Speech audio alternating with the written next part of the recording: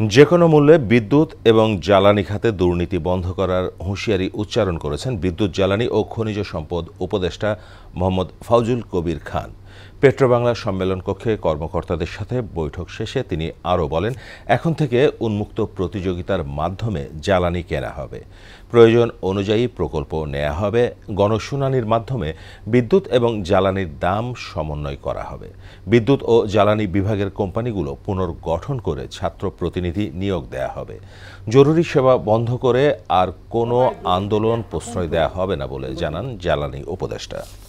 সবাই দুর্নীতিতে আকণ্ঠ নিমজ্জিত, যে আমরা অচিরে যেসব বিদ্যুৎ এবং জ্বালানি খাতে যেসব কোম্পানি আছে সেগুলোর চেয়ারম্যান আমরা বদলে দেবো। সচিবরা কোনো কোম্পানির চেয়ারম্যান হবেন না।